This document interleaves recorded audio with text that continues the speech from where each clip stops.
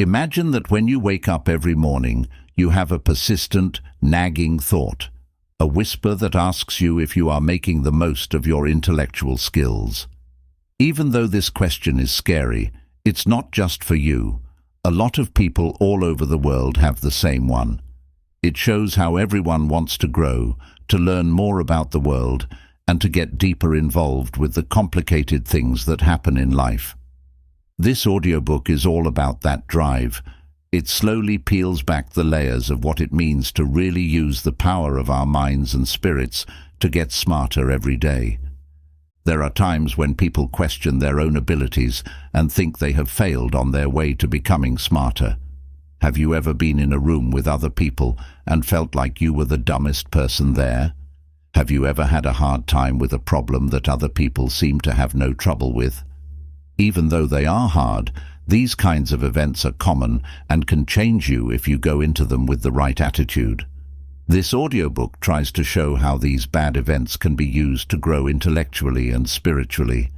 By talking about these very private and often awkward times, we open the door to a conversation that isn't just about getting information, but also about getting to know ourselves better. You might ask, what does spirituality have to do with getting smarter?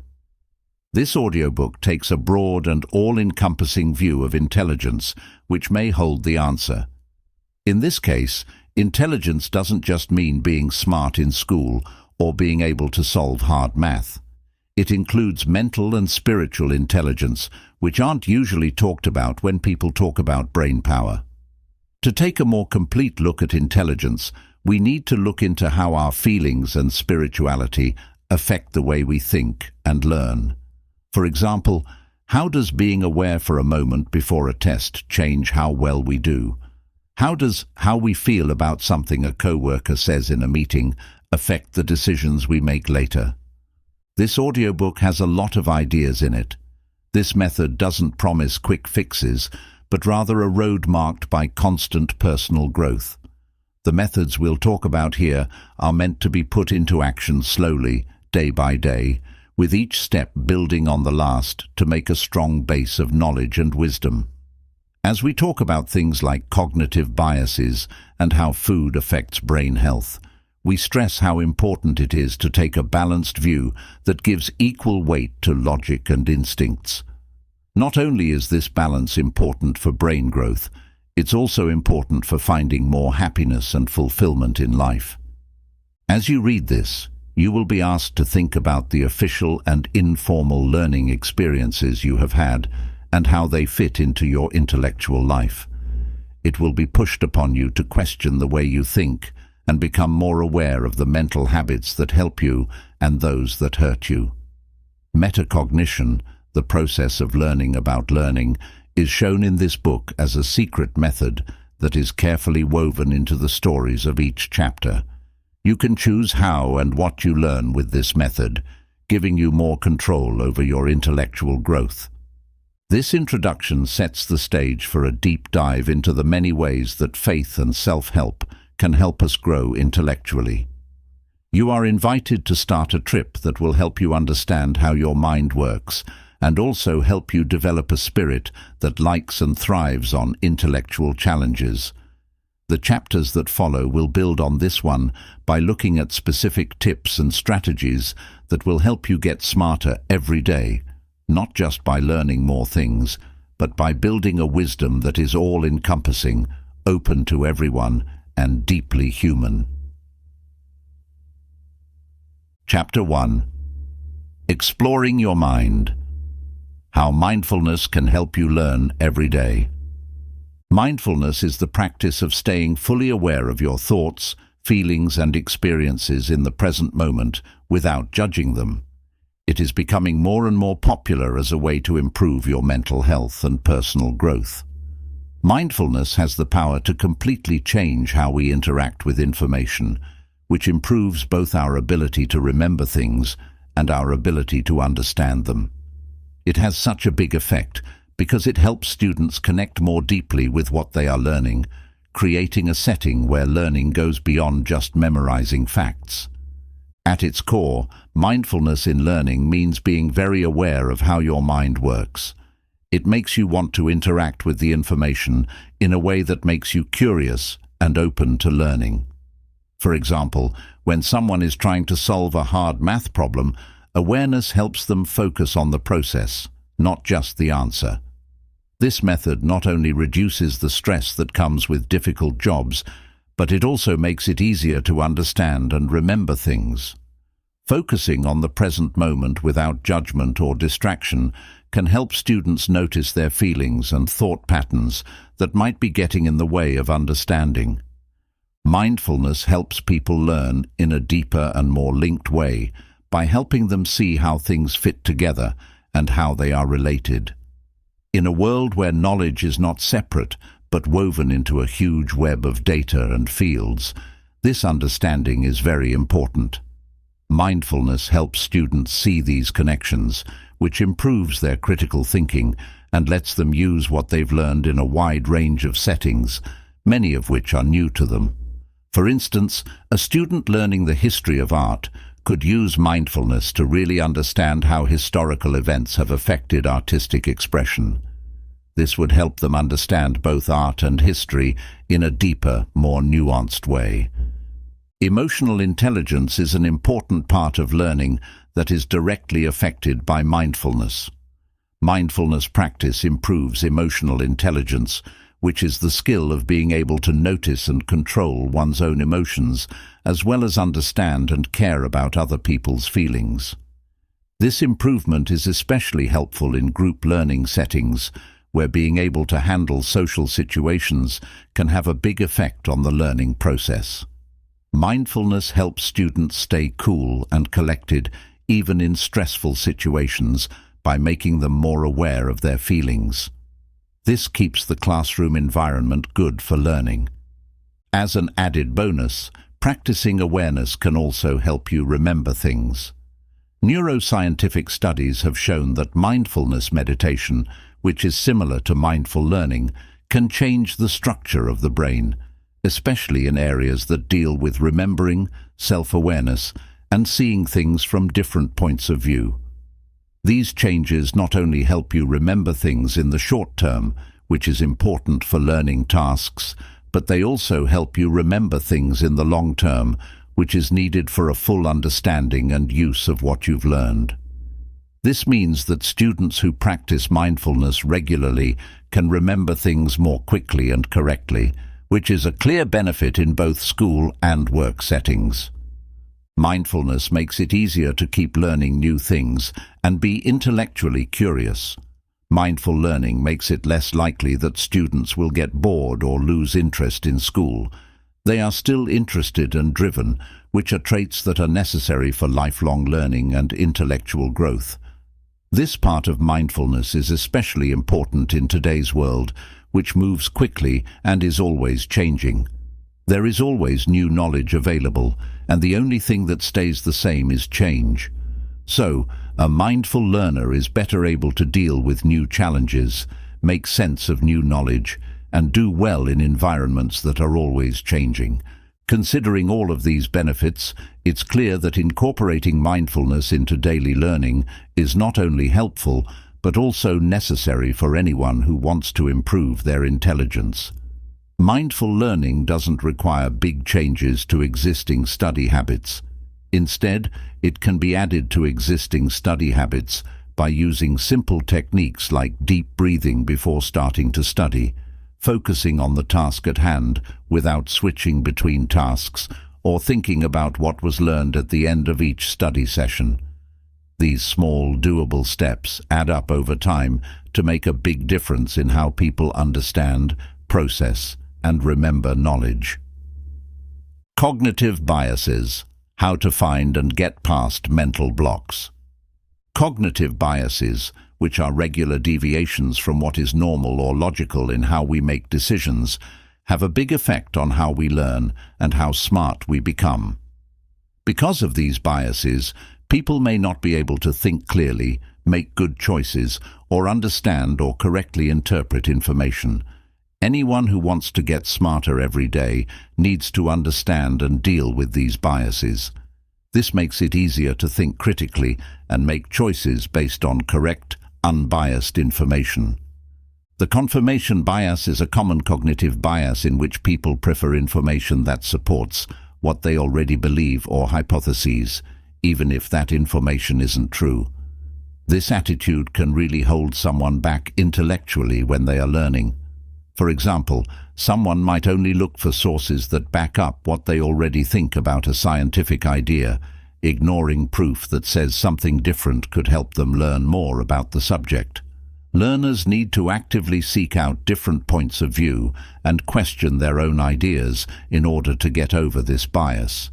This could mean reading things that give different points of view or talking about ideas with friends who have different opinions, which leads to a more well-rounded and complete way of learning. The Dunning-Kruger effect is another important cognitive bias. It happens when people who don't know much about a subject overestimate their own abilities. This effect can make learning harder because it makes it harder for people to see where they need to learn more and get the education or training they need. To get past this bias, you need to develop an attitude of humility and a desire to keep learning. One good way to learn is to do self-evaluation tasks, which help you figure out your weak spots and set specific learning goals. Additionally, comments from others, especially those who are experts in the field, can give important information about what skills you actually possess and where you need to improve them. Anchoring bias is another cognitive mistake that happens when people make decisions based too much on the first piece of information they see. This can happen in school when a student sticks to their first thoughts on a subject or the first answer they hear, even if new information comes along that might contradict or add to what they already thought. Learners should practice not judging and staying open to new knowledge throughout the learning process to fight this bias. Focusing on getting information from a lot of different sources and weighing them before coming to a decision can help with this. The sunk cost fallacy can stop people from growing intellectually because it makes them stick with a project or belief just because they have put a lot of time, money, and effort into it, instead of checking new evidence or results to see if it is still the right choice. This bias can be especially harmful in learning settings where old or false ideas are held onto just because they have been studied or accepted for a long time.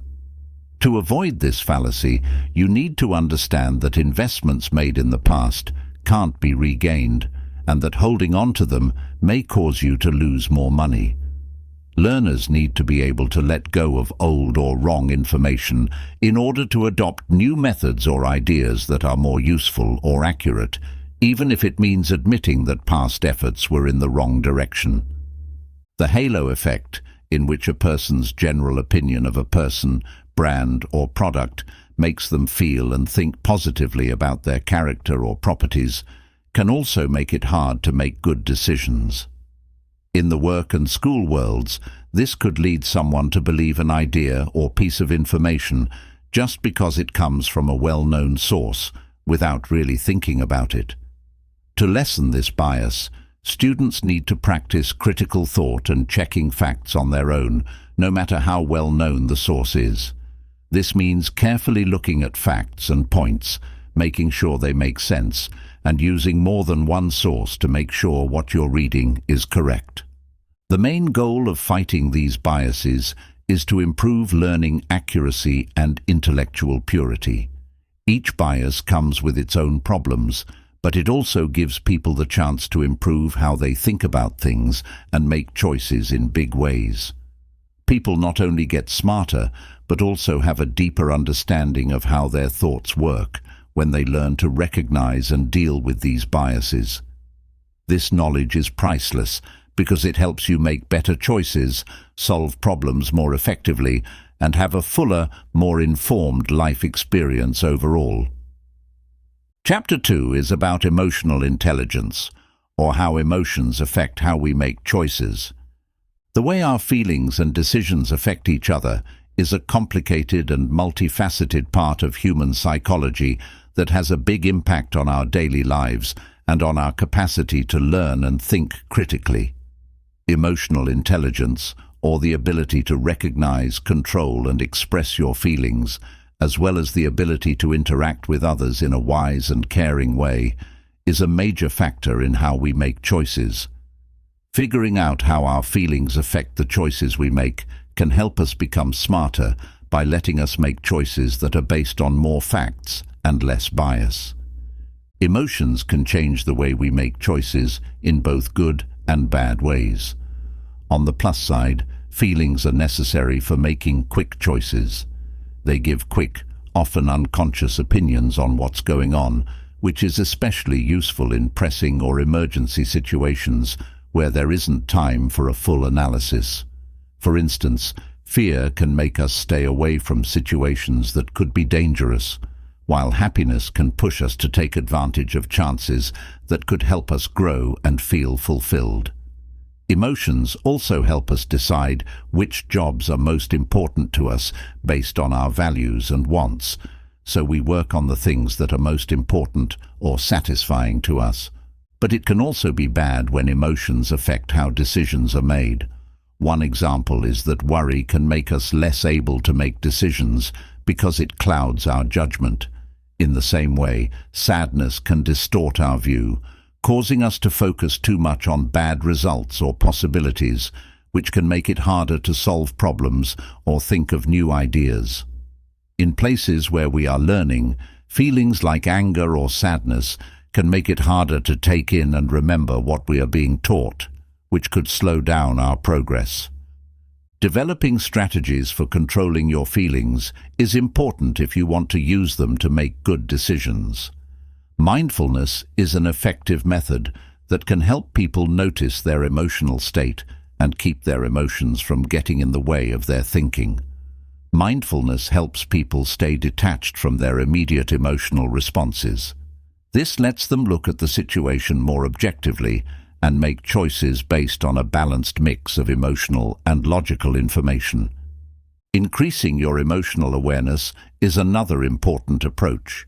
This means not only being aware of your own feelings, but also learning how the feelings of others might be affecting the way they think and act. This understanding is especially helpful when learning or working with others in a group setting, as being able to understand how they feel can lead to more productive and peaceful interactions. Emotional awareness can be raised by doing things like mindful journaling, which involves writing down and thinking about your emotional experiences, or by having conversations that talk about how you feel in different situations. When making decisions, it can be helpful to use emotional knowledge on purpose. This means really thinking about how the choices you make will affect your own feelings and the feelings of other people. As an example, someone might decide to work on a project with others after thinking about both the intellectual benefits and the emotional benefits of working together toward a shared goal. On the other hand, being aware of possible negative emotional effects like stress or disagreement can help you make choices that lessen these effects. Developing these emotional skills, self-control, awareness, and the ability to use emotional information is important for anyone who wants to get better at making decisions. Emotions are a big part of being human, so using them wisely when making decisions can help us make smarter, more well-thought-out choices that improve our personal and intellectual lives. This merging isn't about hiding our feelings. It's about getting to know them and using them to help us reach our goals. People can make sure that the choices they make are not only smart, but also good for their emotions by finding this balance. This can lead to better results in both their personal and work lives. Developing empathy is a key to having smarter conversations. One of the most important parts of social contact and emotional intelligence is empathy, which means being able to understand and share someone else's feelings. Its growth is important for maintaining personal ties as well as improving interactions at work and in school. By encouraging empathy, people can better handle the complicated dynamics of relationships, which can lead to better teamwork, communication, and closure of conflicts. Also, empathy can help with learning and brain growth by helping you understand different points of view and emotional states. This can greatly improve how you learn and use what you've learned. To develop empathy, you must first be able to actively listen, which means paying full attention, understanding, replying, and then remembering what was said. To actively listen in real life, you need to keep an open mind that lets you consider new ideas and points of view without bias. For example, carefully listening to what others have to say in a classroom or team meeting can give you new ideas that challenge your own or give you a different view on a problem which can help the group solve it better. This practice not only helps people remember what they're learning, but it also creates a safe space where everyone feels valued and understood. There are also mental and emotional parts to empathy. On an emotional level, you have to be able to understand and feel what someone else is feeling. Cognitively, it means knowing how other people feel, what they think, and why they do what they do. Developing these skills can be especially hard, but doing so can make a huge difference in how well you can do in a wide range of situations. For instance, if a boss can relate to an employee who is having a hard time with stress at work, they may take more supportive actions that make the employee more productive and happy at work. In the same way, a student who understands how their peers feel can make their study group more open and helpful, which will help everyone learn more. One good way to learn empathy is to read and look at art and literature, which give you deep, personal experiences with the human situation. By reading and viewing different kinds of stories and art, people can live through other people's experiences without actually being there. This helps them learn more about other countries, life situations, and personal struggles. This way not only makes you more empathetic, but it also helps you learn more about the arts and general topics, which is good for your intellectual life. Simulation games and role-playing tasks are useful ways to improve empathy. People are put in situations where they have to take on parts or see things from different points of view, forcing them to see things from someone else's point of view. These kinds of activities are especially helpful in schools because they can be set up to look like real-life problems or issues. This helps students use what they've learned in the classroom in real-life, emotionally difficult situations. Ethical thinking and moral judgment are also affected by empathy. These are areas that are strongly connected to both personal and professional decision-making. A strong empathic understanding helps people understand how their actions affect others more deeply, which leads to more moral choices and actions. Empathy is especially important in jobs that deal with people all the time, like medicine, law, and education. It makes sure that workers think about people when they do their jobs, which not only improves results, but also protects the worth and respect of the people they help. Developing empathy isn't just about getting better at social or personal skills, it's also about getting better at work and in your intellectual interests. People develop a deeper, more nuanced knowledge of the world around them as they become more sensitive to the feelings and points of view of others. It is important to understand this if you want to be successful in the increasingly complicated social and work worlds of today. People who develop empathy not only improve their own mental and social skills, but they also help make society more caring and understanding. Chapter 3. Integrative Thinking: How to Think Creatively and Analytically Together. Analysis and creativity work best when they are combined. This is a key part of getting smarter and making better decisions. Analytical thinking, which is linked to reasoning, accuracy, and organized processing, goes well with creative thinking, which is about coming up with new ideas, solving problems in new ways, and being innovative. Having a balance between these two ways of thinking is important for personal growth and for doing well in many career fields, from science and technology to the arts and history. To solve problems analytically, you need to follow a set plan. It includes breaking down big pieces of information or problems into smaller, easier-to-handle pieces, analyzing these pieces, and using logic to solve them in a planned way. This method works especially well in areas like engineering, science, and math, where accuracy and processing step by step are important. But analytical thought can sometimes make it hard to think outside the box and come up with new ways to solve problems if it is used too much. On the other hand, creative thinking leads to breaking out of normal routines. It requires thinking in big, fluid ideas that let you explore a lot of different ones. This way of thinking is very flexible and quick, which is why it's important in creative fields like art, writing, and business, where coming up with new ideas is very important. Thinking creatively opens up new options and helps people come up with new ideas that can lead to important discoveries and answers. But creative projects might not have a goal or a chance of working if they aren't backed up by analytical thought. Keeping these two ways of thinking in balance makes people more cognitively flexible, so they can use different ways of thinking for different tasks.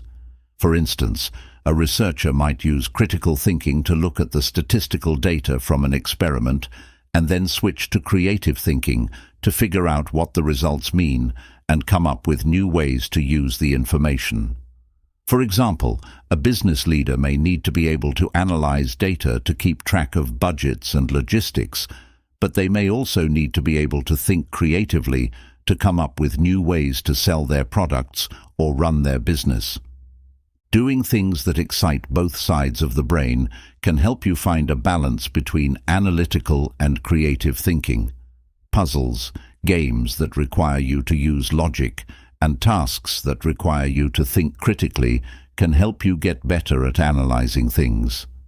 At the same time, doing artistic things like drawing, writing, or playing music can help you think of new ideas. Additionally, combining different subjects, like arts and science, can be a great way to help students develop both analytical and artistic skills at the same time. In both school and workplaces, it's important to create an atmosphere that encourages both analytical and creative thinking. This could mean giving people chances to come up with ideas and explore their creativity, as well as set times for analyzing and criticizing. A more integrated cognitive method can also be developed through workshops, seminars, and group projects that require both ways of thinking. Adopting the idea of design thinking, a way of handling problems that focuses on finding solutions, is a great way to work on balancing creative and analytical thinking. This method has steps like understanding the problem, coming up with ideas, making a prototype, and trying it. These stages push people to switch between coming up with new ideas and putting them into action based on their analysis. This helps them develop a balanced way of thinking that uses the best parts of both their creative and analytical minds. When you're interested in intellectual things, you need to be able to balance analytical and creative thought. It not only helps people understand problems in a broader sense, but it also makes it easier to come up with new ideas and use what you know in useful, important ways. By taking care of these two sides of thinking, people can have a fuller, more useful intellectual life and be ready to take on tough problems with a wide range of cognitive skills. Thinking about how you think is the key to metacognition. Being aware of and knowing your own thought processes is called metacognition. It is an important part of intellectual growth that goes beyond regular learning. It includes planning how to approach intellectual tasks, thinking about how to think, and reflecting on what you have learned. Learners with this higher-order thinking skill can not only keep an eye on their mental activities, but also manage and plan them so that they work best for each job. This can help people learn faster and better, letting them make smarter choices about what and how they learn. Metacognition is useful because it can help students become more aware of how they are learning. For example, people can change the way they study to get the most out of their learning by knowing their cognitive skills and weaknesses. A student might find that they remember things better when they study in short bursts instead of long ones, or they might find that visual aids help them understand complicated ideas better. Being self-aware helps students change their learning strategies to better suit their needs and preferred ways of learning, which results in better results and a deeper knowledge of the material. Metacognitive strategies include making plans for how to learn, how to approach a learning job, keeping track of your progress and understanding, and judging how well your study methods are working. For example, before starting a study project, a student might make a plan that includes important topics to look into, ways to gather information, and a due date for the work. During the study process, they might test themselves on key ideas or talk about the topics with their peers to see how well they understand the material. When the project was over, they would look at which methods worked best and think about how they could make their approach better for future projects. Getting better at metacognitive skills is also connected to getting better at handling problems and thinking critically. Learners can make better choices about how to solve a problem when they think about the way they think. This could mean looking at the problem from different angles, coming up with a number of possible answers, and then judging each one on how well it works and whether it is even possible. This kind of self-reflection can help you find better and more creative answers to any problem at school, at work, or in your personal life. A growth attitude is supported by metacognition. This way of thinking is open to new challenges, keeps going even when things go wrong, values hard work, and learns from criticism. People with a growth mindset are always thinking about what they've done and how they could do it better.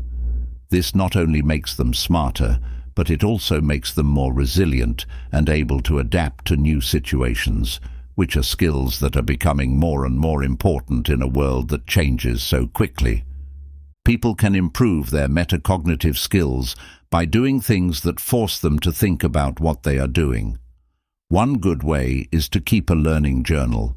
This will help students write about their school experiences, think about what they've learned, and plan future learning tasks. In the same way, having conversations where students have to explain their ideas and get feedback can help them improve their metacognitive skills. Teachers can help students develop these skills by getting them to ask questions about what they are learning, giving them projects that make them think about what they are doing, and giving them structured chances to evaluate themselves. Metacognition is therefore a very important part of the quest to get smarter every day. Individuals can take charge of their learning, use what they've learned more effectively, and keep improving their intellectual skills by becoming more aware of how they think. This method of self-reflection not only helps students do better in school, but it also gives them the tools they need to handle the challenges of life by making smarter choices that show they understand themselves and how they think. Chapter 4. Spiritual Practices That Make You Smarter. Ways to meditate that improve brain function. Meditation is often thought of as a spiritual practice, but more and more neuroscientific study supports the idea that it can help you think and remember things better. These methods, which include focused attention and mindfulness meditation, have been shown to improve many brain functions, such as memory, executive control, and attention. These benefits come from changes in the structure and function of the brain, which can happen even in people who only meditate for a short time. One main way that meditation improves brain function is by making it easier to focus and pay attention. Focused attention meditation, for instance, asks people to focus on a single thing. breath, or thought, and bring it back to the object or thought when they notice their attention drifting. This activity strengthens the brain's attention networks, making it easier to stay focused on tasks for longer amounts of time. Today's world is full of distractions, and it's hard to pay attention for long periods of time because of all the breaks from technology and other sources. Individuals can improve their intellectual skills by improving their ability to concentrate. This makes them better at learning and doing difficult tasks. Mindfulness meditation is another popular method that includes being aware of your thoughts, feelings, body sensations, and the things around you in every moment. This type of meditation is especially good for cognitive flexibility, which is an important part of brain function that lets people change how they think and act in response to new, changing, or unexpected events. Being cognitively flexible can help you solve problems, be creative, and think more clearly. Mindfulness practice on a regular basis has been shown to boost gray matter density in parts of the brain that are linked to these cognitive domains. This suggests that the brain's structure has changed in ways that support better function. Meditation is a great way to improve your memory, especially your working memory, which is the power to store and change knowledge quickly. This is very important for thinking, making decisions, and acting in a certain way. Meditation improves working memory by making attention better and more efficient, which is an important part of memory processes. Researchers have found that even short times of meditation training can improve memory performance in a way that can be measured. This is helpful for both school and work, as well as for everyday cognitive tasks. Meditation can also help lower worry and anxiety, both of which can make it hard to think clearly. Studies have shown that stress hurts the prefrontal cortex, the part of the brain that handles complex thinking tasks like making plans, decisions, and social behavior. In order to help people deal with worry, meditation lowers the production of stress hormones like cortisol and changes how the amygdala, which is the brain's fear center, reacts. Not only does less stress improve mental health and well-being, it also improves cognitive skills by giving the brain more time and energy to process information and solve problems instead of responding to stress. Meditation helps people think more deeply about their feelings and thoughts. People who meditate regularly learn to be able to watch their thoughts without getting caught up in them.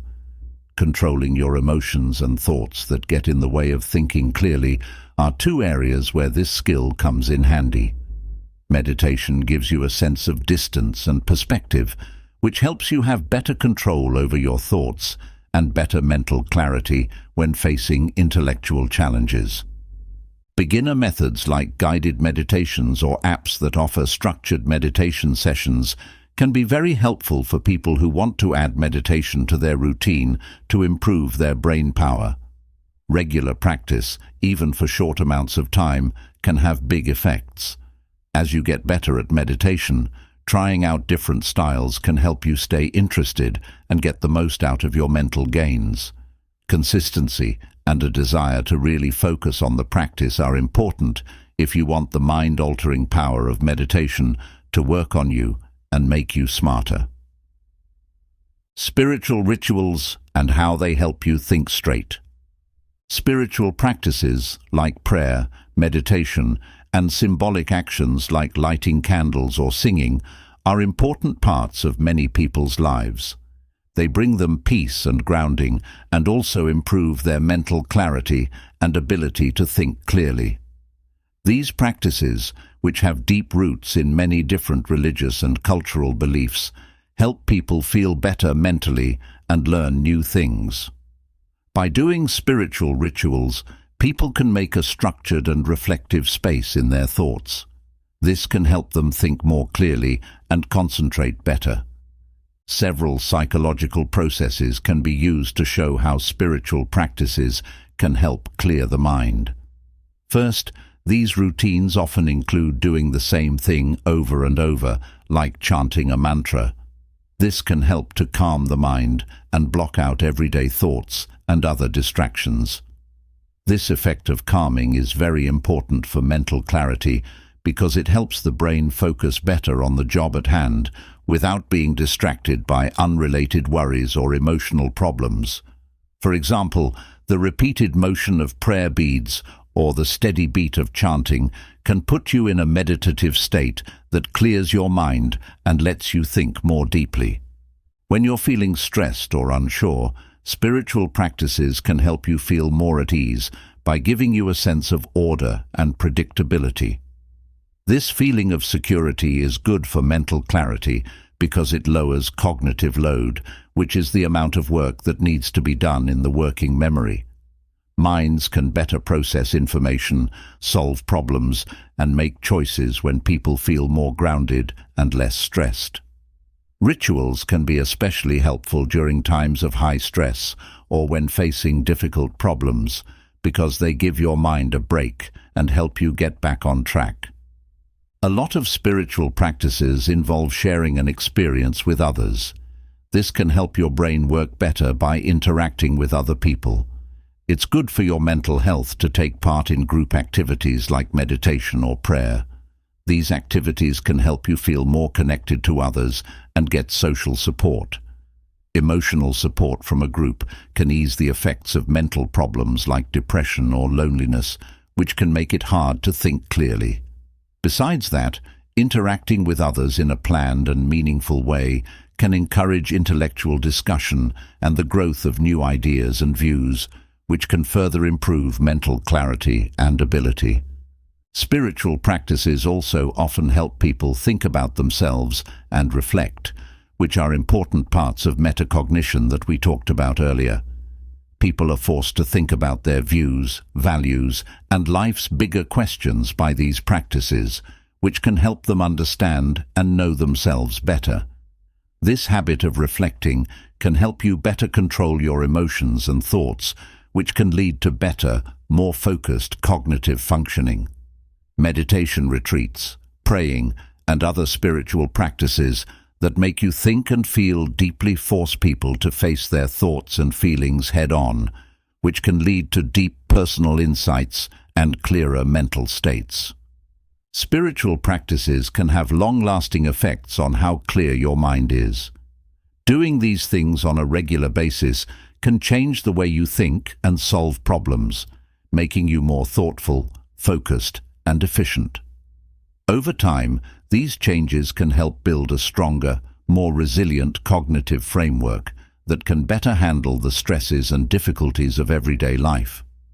Adding spiritual practices to your daily life can be very helpful for people who want to improve their mental focus and brain function.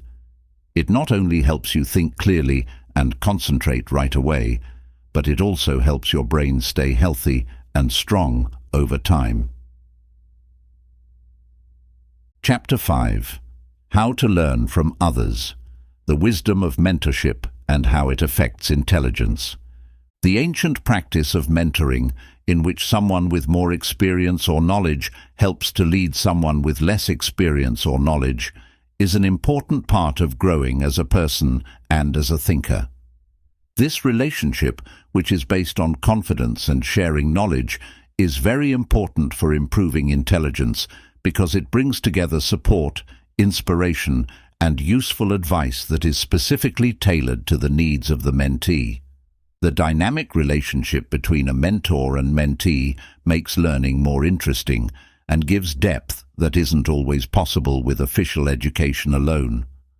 The value of mentoring comes in its ability to give one-on-one help and feedback. Because mentors have a lot of experience, they can give mentees nuanced views that help them deal with difficult problems and challenges in their personal, academic, or work lives. As part of this advice, the mentor will often share critical thinking techniques, problem-solving methods, and life lessons they have learned over the years. For instance, in a professional setting, a guide could help a mentee learn things about the industry that aren't taught in school or in textbooks, like how to deal with the politics of the workplace or the unspoken rules of proper business behavior. In an academic setting, a guide can help a student figure out what they're good and bad at and give them tips on how to study or do research in a way that helps them learn faster. Mentorship helps people understand and use what they've learned more deeply. Mentors can help their mentees put what they've learned into practice in the real world, which can help bridge the gap between theory knowledge and real-world use. This hands-on method not only helps the mentee understand better, but it also makes them better at thinking critically and adaptably. For example, a mentor in the sciences might show a mentee how to plan and carry out tests, as well as how to analyze data and come to conclusions. The mentee's intellectual growth and deeper understanding of the subject are both boosted by this active role in the learning process. Mentorship also speeds up learning by giving mentees improved ideas and experiences they might not have had on their own. Mentors can help their mentees find new ideas, tools, and cultures by giving them access to a wider network of resources and contacts. This kind of experience is very good for intellectual growth because it makes mentees think about more things, question what they think they know, and find new things that interest them. Mentors also often act as role models for their mentees, showing them the right way to do things and think about things in order to be successful in their fields. It's just as important for mentors to offer emotional and mental help. It can be hard to deal with the challenges of learning and professional growth. Having a mentor who supports and encourages you can make a big difference in your confidence and drive. This support is very important when the mentee is having doubts or failing. The mentor's knowledge and experience can help the mentee keep going and learn from their mistakes.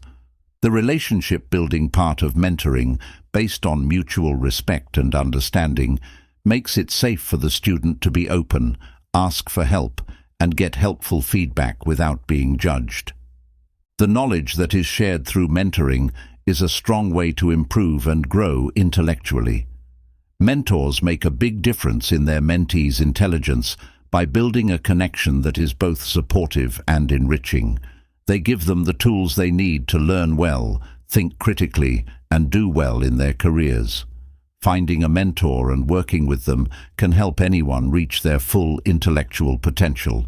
It can also help them become smarter and more capable in their personal and business lives. Working together to learn and getting involved in the community. People work together in a shared learning space to reach common academic goals. This is called collaborative learning, and it is a key part of increasing intelligence because of the positive benefits of group interaction and knowledge sharing.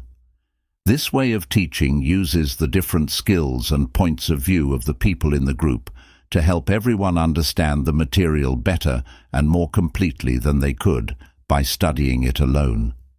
In the same way, community involvement involves linking learning and growth with the needs and resources of the community. This creates real-life situations that make knowledge more useful and applicable. Effective joint learning comes from its ability to help people understand and remember things better. When students work together, they have to say what they think and question each other's points of view. This makes them more interested in the subject. This process not only helps them learn better, but it also lets them see different points of view and ways to solve problems. One student might look at a problem from a logical and analytical point of view in a group setting, while another might use a more creative and intuitive method. This variety of approaches can help people come up with better and more creative ideas, which makes learning more fun for everyone in the group. Collaborative learning helps students learn how to think critically, because they have to judge the validity and logic of each other's ideas and give each other helpful feedback. This exchange of ideas, where they are freely discussed and tried, creates an atmosphere where students are not just passive recipients of information, but also active participants in their own learning. Argumentation, reasoning, and putting together different pieces of knowledge are skills that are learned through these interactions that are important for intellectual growth and are highly valued in the workplace. Community involvement is an important part of collaborative learning because it takes the learning outside of school and into the social world.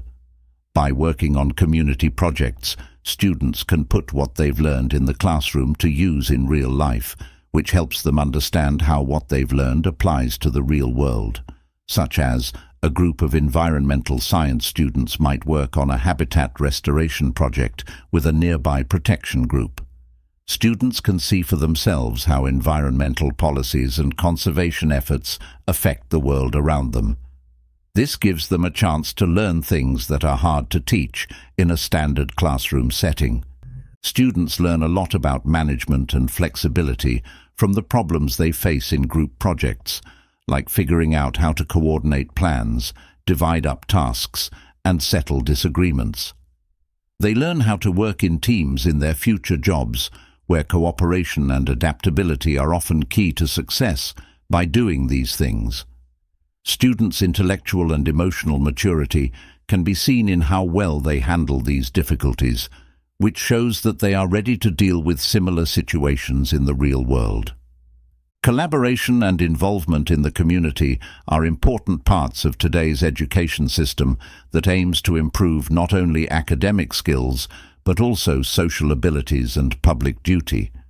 Institutions can give students a more dynamic, engaging and effective learning experience that prepares them for the challenges of the modern world by adding these features to their lesson plans. These tactics not only make people smarter, but they also make them more responsible and connected to society as a whole, which is important for their overall intellectual and personal growth. Chapter 6. How technology can help you be smarter. Smart technology and its role in personal growth. Now that we live in the digital world, smart technology, which includes gadgets and apps that can collect, analyze, and act on data, has completely changed how we interact with others and work on ourselves. Smartphones, fitness trackers that you can wear, and advanced artificial intelligence (AI) systems are just a few of the technologies that have made it possible for us to learn more, improve our daily lives, and connect with huge networks of knowledge and people. The part that smart technology plays in human growth can be seen in many ways. To begin, it greatly improves the chances of learning. Online platforms, apps, and virtual classrooms make education easier to get to. They give people from all walks of life access to learning materials and knowledge that they couldn't get to before. Massive open online classes, MOOCs, and other e-learning tools, for example, let students study at their own pace and make their lessons fit their needs. This freedom not only makes education more accessible to everyone, but it also lets each person focus on areas of interest or need, which helps them learn more and grow intellectually. Interactive and flexible learning settings made possible by smart technology help kids improve their cognitive skills. A lot of the time, algorithms in educational apps change how hard tasks are based on how well the user does on them. This way, the challenges are just right, neither too easy nor too hard. This adaptive learning technology makes sure that users stay interested and get the right amount of mental activity, which is important for skill development. The game-like features in these apps also make learning more fun and interesting, which boosts motivation and the chance of continuing to learn. Smart technology is also a key part of making things more productive and efficient. People can better plan their tasks and use their time efficiently if they have tools that help them keep track of time, set reminders, and make work processes run more smoothly. Productivity apps, for example, can help users break down big projects into smaller, more manageable tasks, set goals, and prioritize their work. This not only helps them get more done in less time, but it also lowers their stress and makes them happier with their personal and professional successes. Smart technology has a lot of promise in health and wellness, which are important areas for personal growth. Wearable tech that keeps track of your movements, heart rates, and sleep habits gives you a lot of information about your health, which helps you make smart choices about what you eat, how much you exercise, and how you live your life. This knowledge is very important for both mental and physical health, since a healthy mind helps a healthy body. People can reach their overall health goals that are in line with their personal growth goals by combining the health information gathered by these devices with individualized health help and support. Smart technology makes it easier for people all over the world to connect with each other. This helps people grow as people by exposing them to different cultures, ideas, and groups. People from all over the world can connect with each other through social media, communication apps, and joint technologies. These technologies make it possible for people from different cultures to work together in ways that were not possible in the past. This connection not only makes people more culturally aware and empathetic, but it also gives them access to more ideas and knowledge, which helps them learn and grow. Smart technology is an important part of personal growth because it provides tools and resources that help people learn better, be more productive, stay healthy, and connect with others around the world. As these technologies keep getting better, they will likely change even more how we learn, work, and connect with each other, making it easier to find more effective and personalized ways to grow. Individuals can improve their health, become smarter, and connect with others in deeper ways by using smart technology. This helps them reach their full potential in a world that is becoming more complicated and interconnected. How to use social media smartly to learn more. Because social media is so common and important to modern life, it can either help or hurt intellectual growth based on how it is used. Social media has a lot of different platforms for learning, engaging, and sharing information. These include microblogging sites, video sharing channels, professional networks, and collaborative forums. When used correctly, it can be a very useful tool for learning, raising awareness, making connections, and making it easier to get a lot of different kinds of knowledge. One of the best things about social media is that it lets you get quick access to a lot of information. It's easy for people to stay up to date on global events and changes in their fields of interest, thanks to the abundance of news reports, scholarly articles, expert blogs, and tutorials.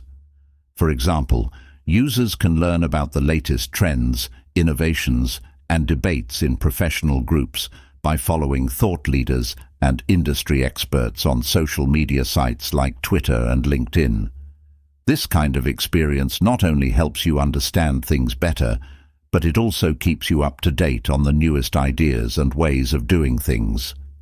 People can have more personalized learning experiences on social media sites because they let users follow material that fits their interests and learning needs. By joining specialized Facebook groups, taking part in talks on Reddit, or following educational channels on YouTube, users can create a learning environment that helps them stay on track with their studies.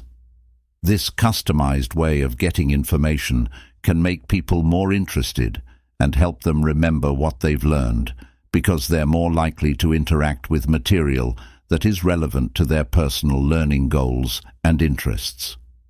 Using social media also makes learning more engaging. A lot of platforms let people talk, debate, and connect with each other, which can help people understand things better and think more critically. People who connect with these things are more likely to say what they think and question what they think they know, which is an important part of developing critical thinking and intellectual growth. Many social media sites also let users work together, which can help with crowdsourced learning. This is when users can get new ideas and comments from a wide range of people, which improves their ability to understand and think critically. You can only get the intellectual benefits of social media if you know how to use it right. To successfully navigate the vast landscape of information, it is important to learn how to use media. To do this, you need to learn how to spot reliable sources, recognize the biases that may affect the information given, and use cross-referencing to stay away from the dangers of false information. In this day and age, it is important to learn how to spot reliable sources and build a critical eye for judging the truth and accuracy of information found on social media. It's important to keep track of your time on social media so that it stays a tool for improvement and not a distraction. You can keep a healthy balance on social media by setting clear goals, like spending time on educational material and using tools that track and limit your use. Sharing knowledge on these platforms is also helpful, and you can do this by writing informative content, sharing trustworthy articles, or taking part in intellectual talks. Engaging in these kinds of activities can help people learn more and add to the community's overall knowledge. So, when used strategically, social media has a lot of promise as a way to improve knowledge and intellectual growth. People can use social media to learn more, connect with others in meaningful ways, and add to the intellectual conversation by accessing a variety of information sources, participating in educational interactions, and building critical media literacy skills. It is important to use these platforms with intention and care, making sure that they help your intellectual growth and pursuit of information rather than getting in the way of it. Chapter 7. Long-term cognitive enhancement. Foods that are good for brain health. Nutritional neuroscience is the study of how the food we eat affects our brain health and cognitive skills. One important area of research in this field is the link between diet and cognitive function. The brain uses a lot of energy and needs a lot of different foods to keep working at its best. Making smart food choices can greatly improve cognitive skills like memory, focus, and problem solving, and it can also keep our minds from getting worse as we age. It has been found that some foods are especially good for brain health. One example is omega-3 fatty acids, which are very important for keeping the brain's structure and function. These fatty acids are found in large amounts in fish, like salmon, sardines, and mackerel. They are important for brain activity because they are part of the membranes of neurons. They are very important for improving synaptic plasticity, which means that synapses can get stronger or weaker over time, which can change how we learn and remember things. Omega-3s also have anti-inflammatory properties that can protect the brain from damage and aging by lowering chronic inflammation, which has been linked to Alzheimer's and other neurodegenerative illnesses. Another group of nutrients that are important for brain health is antioxidants. Their job is to fight reactive stress, which happens when the body doesn't have enough antioxidants or free radicals. This stress damages cells and tissues. Antioxidants, such as flavonoids, vitamins C and E, and resveratrol, are found in large amounts in dark chocolate, nuts, and berries. These have been shown to improve brain health by making it easier for brain cells to talk to each other, lowering inflammation, and maybe even lowering the risk of dementia and cognitive decline.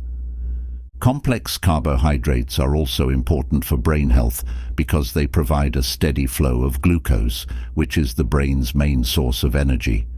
Whole grains, oats, quinoa, and lentils are great sources of complex carbohydrates and fiber. Fiber and complex carbohydrates help control the release of glucose into the bloodstream, which keeps the brain's energy supply steady. This is very important for keeping your brain working well all day and avoiding mental tiredness. Getting enough water is important for keeping your brain working well. The brain depends on being properly hydrated to work well, so being dehydrated can make it harder to pay attention, remember things, and move your body. Even mild dehydration can make it harder to think and remember things. Staying hydrated is a simple but important part of a brain-healthy diet. Better cognitive outcomes have been linked to eating habits that include a range of these nutrients.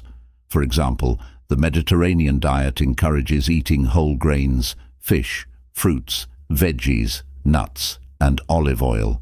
These are all brain-healthy foods that are high in nutrients. This diet is recommended because it is good for your heart and has been linked to a lower chance of cognitive decline.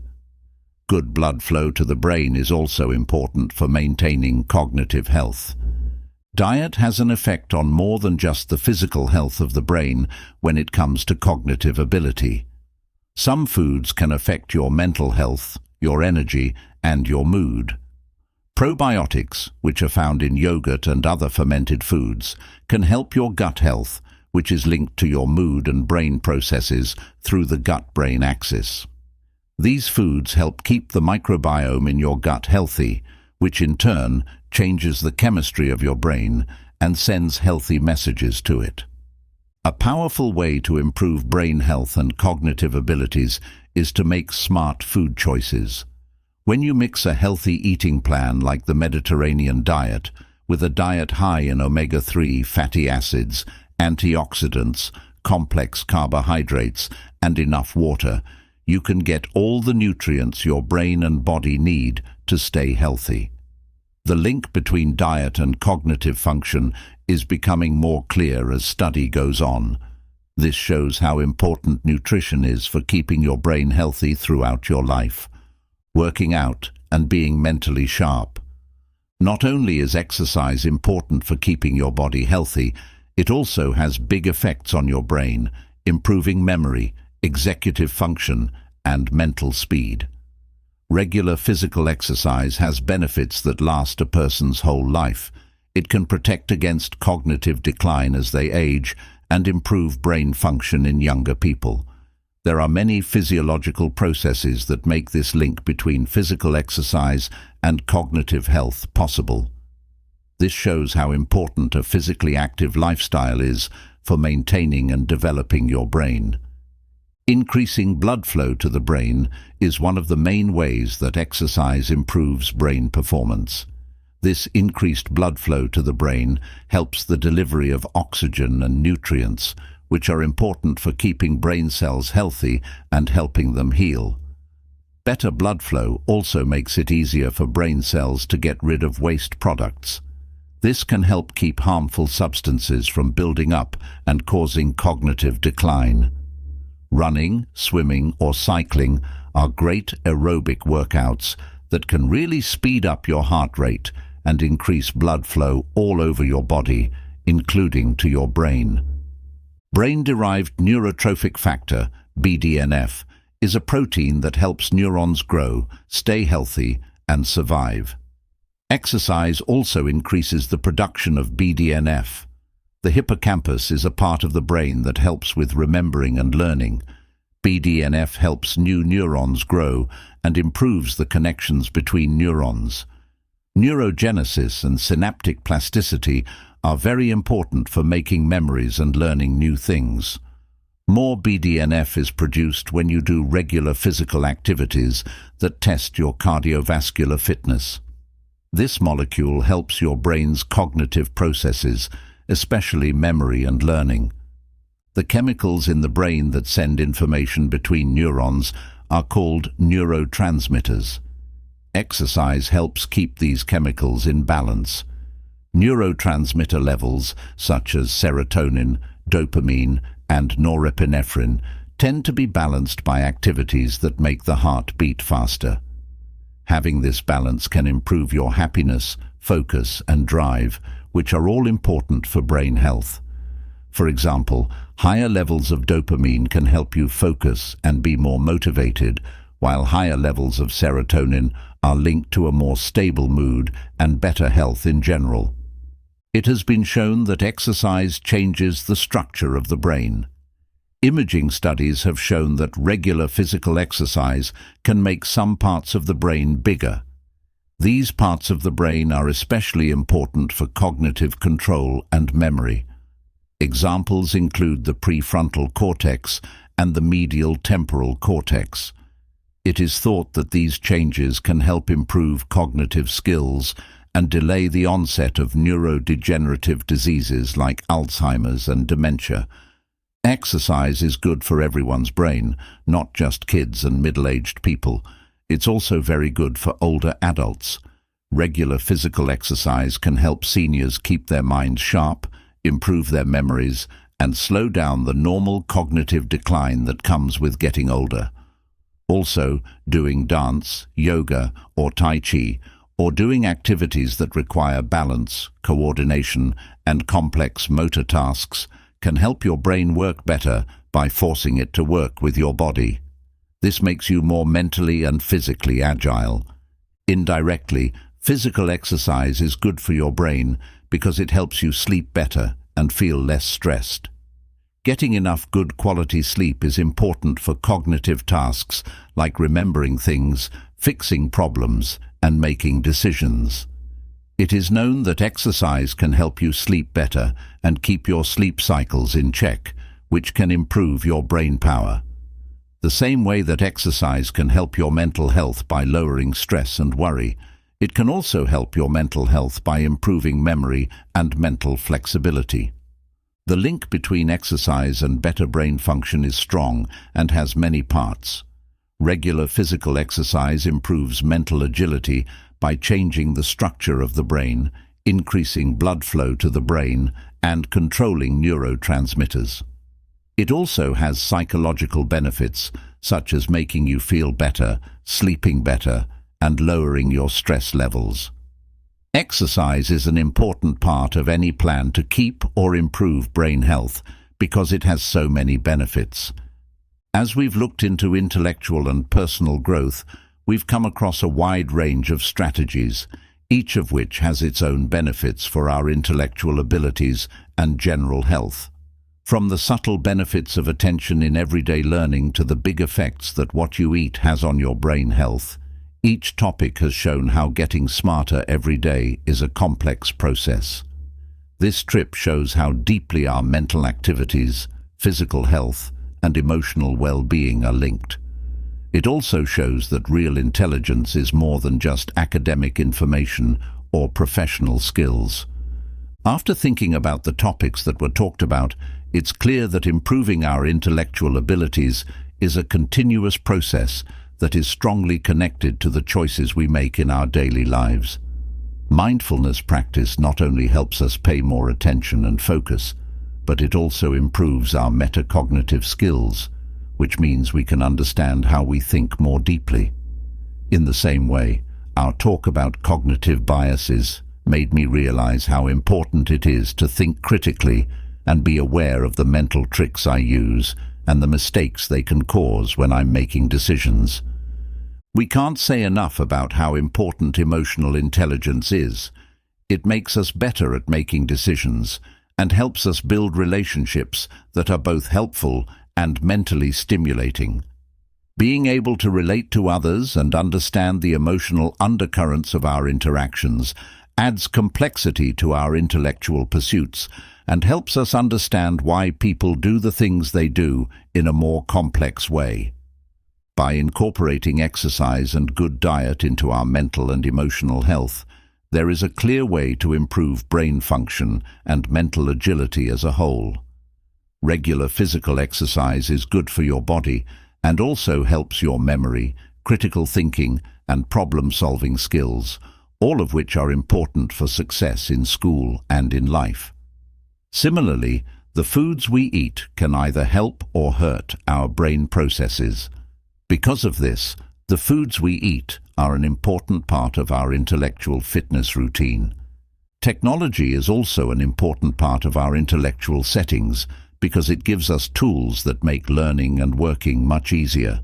We've seen, though, that the best way to use technology is in a smart and useful way. This way, we can learn more and connect with others while avoiding the problems of distractions and false information. Community involvement and collaborative learning settings make this process even better by showing how important it is to share knowledge and try to get smarter as a group. By interacting with people in our learning networks and communities, we not only get new ideas and knowledge, but we also build the social and emotional skills we need to deal with complicated social situations. This all-around method to improving intelligence is dynamic and always changing. It takes a dedication to learning and personal progress that is both thoughtful and active. People can build a base of knowledge, skills, and habits that not only improve their intelligence, but also make their lives more fulfilling and useful by following the principles and strategies that have been talked about. As we come to the end of this discussion, it's clear that getting smarter every day isn't just about learning more. It's also about living in a more balanced and well-rounded way. This way of thinking respects the mind, the body, and the spirit, knowing that all three are important for the growth of the whole person.